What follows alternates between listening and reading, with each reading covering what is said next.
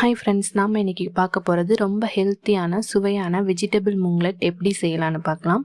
பாத்திரத்தில் 1 கப் பாசிப்பருப்பு, 1/4 கப் அரிசி சேர்த்து 2-3 தடவை நல்லா வாஷ் பண்ணிவிட்டு 2 மணி நேரம் ஊற வச்சுக்கலாம்.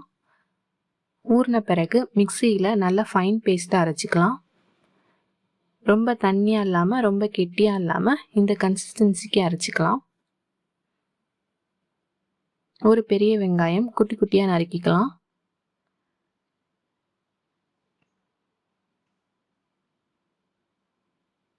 ஒரு தக்காளி அதுவும் குட்டி குட்டியாக நறுக்கி வச்சுக்கலாம்.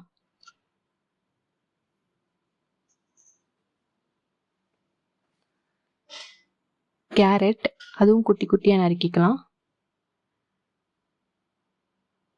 நம்ம ரெடி பண்ணி வச்சிருந்த மாவோட ஒரு டீஸ்பூன் ஜீரகம், நம்ம கட் பண்ணி வச்சிருந்த வெங்காயம், தக்காளி, ஒரு பச்சை மிளகாய், கேரட், ஒரு டீஸ்பூன் இஞ்சி பூண்டு பேஸ்ட், கொஞ்சமாக மிளகாய் பொடி எல்லாமே சேர்த்து ஒரு தடவை நல்லா மிக்ஸ் பண்ணிக்கலாம். லாஸ்ட்டாக கொஞ்சமாக உப்பு, நறுக்குன கொத்தமல்லி இலை எல்லாமே சேர்த்து ஒரு தடவை நல்லா மிக்ஸ் பண்ணி விட்டுட்டு பேனில் கொஞ்சமாக எண்ணெய் இல்லைன்னா பட்டர் சேர்த்துக்கலாம். நம்ம ரெடி பண்ணி வச்சுருந்த மாவு அதோடு சேர்த்துக்கலாம்.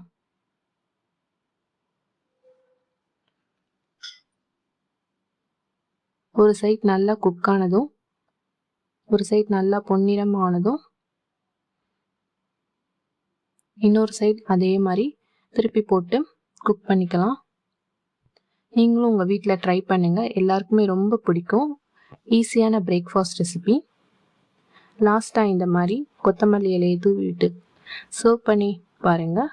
ரொம்ப ஹெல்த்தியான ரெசிபி. நெக்ஸ்ட் வீடியோவில் சந்திப்போம். தேங்க்யூ ஃபார் வாட்சிங்.